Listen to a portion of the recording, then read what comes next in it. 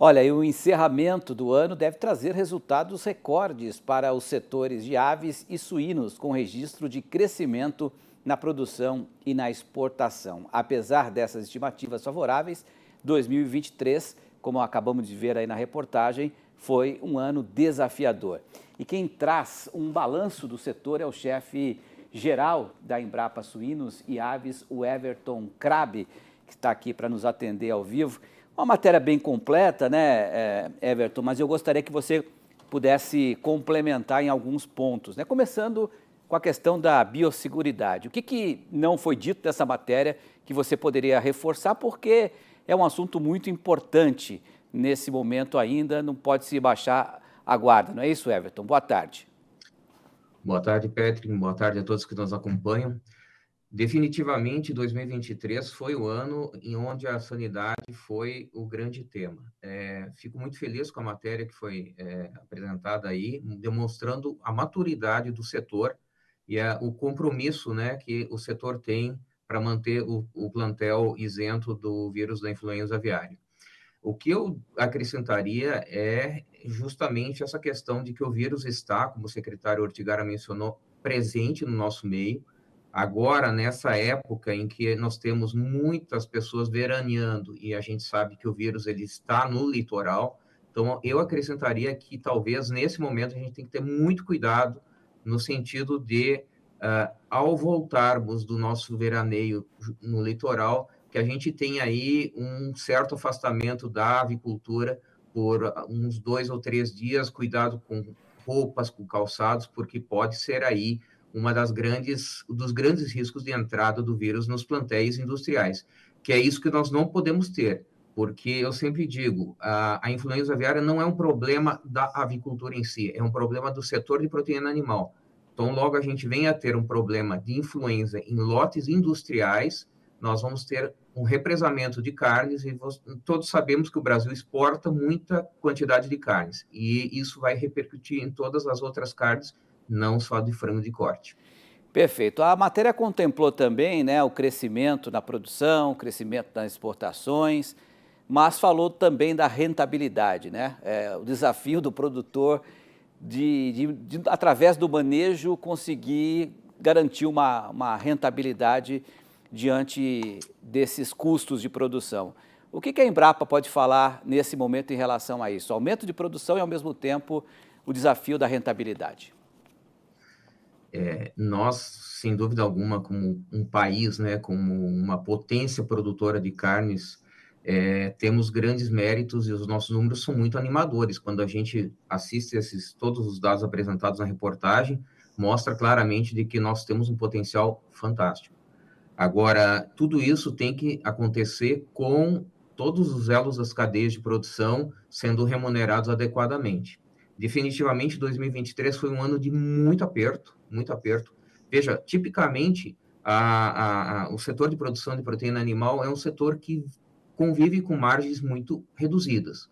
Agora, quando passa de um nível muito grande de redução de margens, aí fica muito complicado. E definitivamente 2023 a gente pode dividir ele em dois. O primeiro semestre, ou pelo menos até maio, os números que nós acompanhamos aqui, foram números onde nós ainda vínhamos com custos muito elevados e as margens muito, muito baixas. Depois houve uma melhora, mas há uma necessidade de fazer uma avaliação e pensar como que a gente vai seguir com essa lógica de produção de proteína animal, que sem dúvida alguma é algo que vai continuar acontecendo no país, mas numa lógica de pensar um pouco na lucratividade e na rentabilidade. Acho que esse é um tema que tem que ser tocado e discutido. Pois é, dois itens que foram citados aí, pelo menos um não depende do produtor, que é a tal da taxa de juros, né?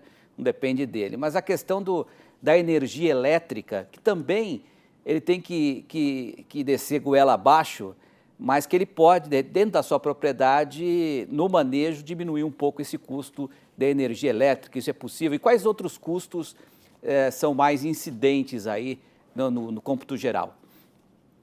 Bom, assim, em geral, na suinocultura, 70% da composição do custo de produção é custo de alimentação.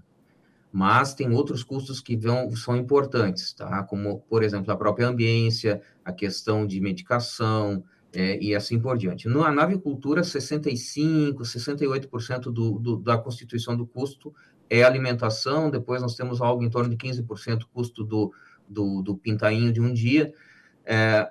Para o produtor, olhando dentro da porteira, realmente, itens como energia elétrica e fontes para aquecimento e climatização das instalações é um item cada vez mais pesado, né?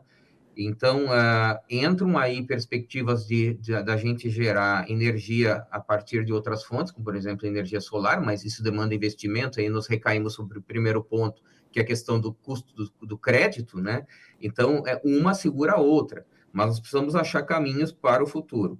Definitivamente, nós temos que pensar em instalações cada vez mais isoladas, né, de maneira que o aquecimento funcione e demande menos fontes de aquecimento, mas nós precisamos repensar o todo.